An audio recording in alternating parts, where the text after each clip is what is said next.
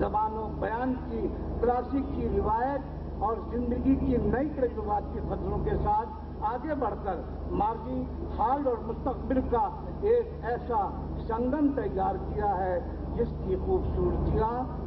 خوبصورتیاں پڑھنے والوں کی پسندیدگی کا بھرپور جواز رکھتی ہیں۔ مجھے یقین ہے کہ شاعری کو اور ایسی تمام دوسری شاعری کو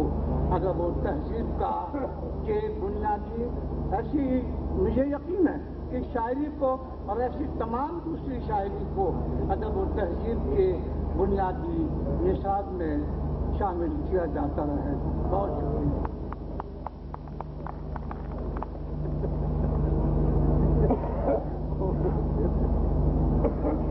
جازب قریشی صاحب نے انتہائی تفصیل سے اپنے یادیں بھی تازہ کی اور اس وقت زیادہ کھڑا۔ اب میں جس مقرر کو دعوت دوں گا میں ان کے بارے میں یہ کہہ سکتا ہوں کہ وہ اور شبنم نورانی صاحب کے بارے میں اگر یہ کہا جائے کہ دونوں یک جان دو غالب تھے تو غلط نہیں ہوگا۔ شبنم صاحب میرے استاد محترم تھے۔ 25 سال کی رفاقت میں وہ ان شخصیت سے بڑا محبت، بڑی عقیدت اور بڑا ذکر، اور شروع میں 1985-86 میں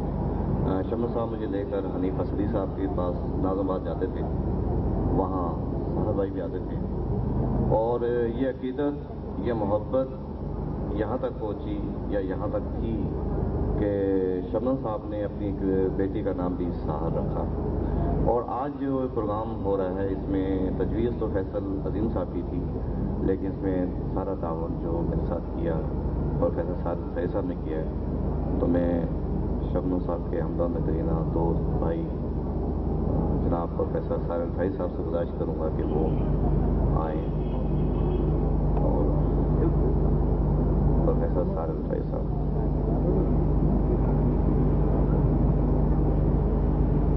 صدر محترم جناب ڈاکٹر فیضا قاسم صاحب، سرشار صدیقی صاحب،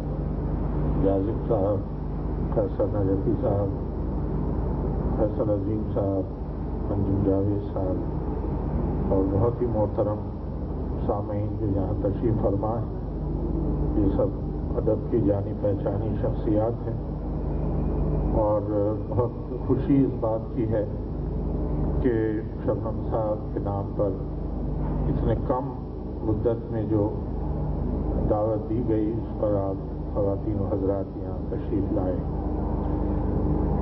شبنم صاحب نے ایک پوری زندگی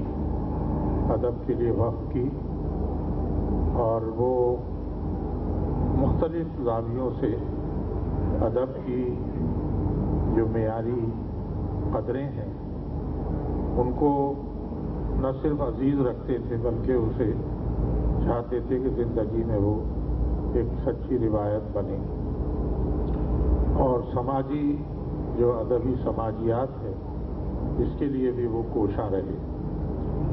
مثلا جب انہیں یہ اندازہ ہوا کہ پاکستان رائٹرز گلڈ وہ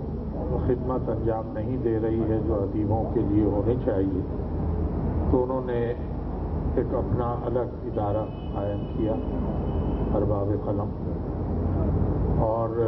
اس کے وسیع تر پروگرام انہوں نے بنائے، اور بیچ لگژری ہوٹل میں اس کا بہت بڑا ایک جلسہ ہوا جس میں اس وقت کے وزیر قانون ایس ایم ظفر آئے تھے، اور اس کو ایک بہت ہی عملی شکل دینے کے لیے وہ اتنے آگے بڑھے کہ کوہاٹ میں ان کی زمینیں تھی وہ بھی فروخت کر کے انہوں نے کہا کہ ادیبوں کے لیے طبی امداد دی جائے گی، جن کی کتابیں شائع نہیں ہوئی ان کی کتابیں شائع کی جائیں گی، ان کے بچوں کی اگر فیسیں نہیں جاتی ہیں اور اگر ان کے لیے کوئی اور مسائل ہیں تو ان کو حل کیا جائے گا۔ تو اس سے آپ اندازہ لگا سکتے ہیں کہ وہ کس حد تک اپنے معاشرے میں ان سچائیوں کا احساس رکھتے تھے کہ جو ہیں، یہ نہیں ہے کہ ہر شخص اتنا ہی متمول اور اتنا ہی صاحب ثروت ہے، بلکہ زیادہ تر لوگ تو ہیں وہی کہ جو آتے ہیں ہیو ناٹس کی کے زمرے میں آتے ہیں۔ تو یہ چیز ان کے یہاں تھی اور اسی لیے ایک عملی سوجھ بوجھ ان کے یہاں تھی، اور طرح طرح کے تجربے انہوں نے کیے۔ مثلا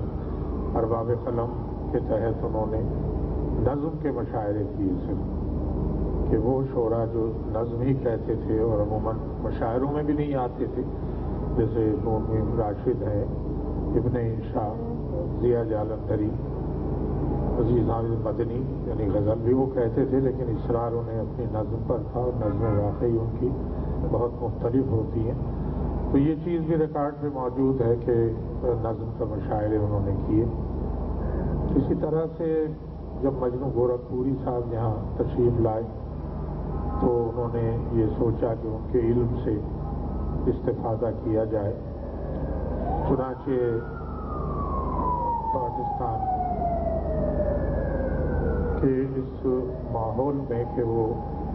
انتشار کا ماحول تھا، ایک ماشاء اللہ ایوب خان کا تھا، لیکن انہوں نے پریس کلب میں کچھ شامیں ایسی رکھی کہ جس میں مجنو گورکھپوری صاحب سے غالب پر انہوں نے لیکچر دلوائے، اور پھر وہ کتابی شکل میں شائع ہوئی، اور اس کے شاید 3 سے زیادہ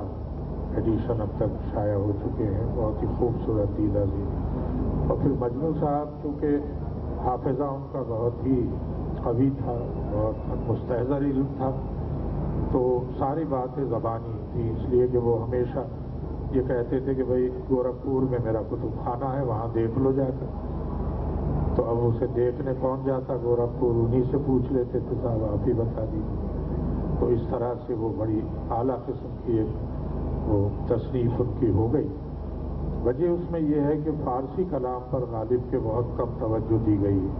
اور مجنو صاحب نے اس میں فارسی کا خاص طور پہ ذکر کیا، اور خاص طور پہ غالب کی وہ مثنوی ابر گوہر بار جس پر بہت کم توجہ دی جاتی ہے، اس پہ مجنو صاحب نے خصوصی توجہ دی۔ اور یہ بھی ایک عجب اس وقت حسن اتفاق ہے کہ 10 مئی مجنو صاحب کی تاریخ پیدائش ہے، تو یہ مہینہ ان کو بھی یاد کرنے کا ہے۔ تو شبنم صاحب اور مجنو صاحب اس طرح سے ادبی زندگی میں بہرحال کراچی کے لیے بہت ثروت یافتہ اور ثروت مند رہے۔ پھر اسی طرح کچھ محفلیں منعقد کی انہوں نے، مثلا ایک یہ تھا کہ ادب اور کاروبار، اس کا بھی ایک مجلہ اور تمام وہ سیمینار میں جو مضامین پڑھے گئے اس کو بھی ایک کتابی شکل میں انہوں نے مرتب کیا۔ تو اس میں پھر یہ اشتہار اور شو بزنس اور اس کا جو ایک کمرشل پہلو ہے ادب کا، اس پر غور کیا گیا، لوگوں نے اس پر اظہار خیال کیا۔ تو نئے نئے گوشے وہ نکالتے تھے، اور کسی بھی چیز کو جو کہ اہم ہو اور قابل تسلیم ہو اس کو ماننے میں وہ تعامل نہیں کرتے تھے۔ یہاں نبی باغ کالج میں دائرہ حلقہ علم و ادب، دائرہ علم و ادب کی نشستیں ہوتی تھیں، اس میں ہمارے شبنم صاحب نے ایک محفل میں آزاد نظم کی بڑی مخالفت کی۔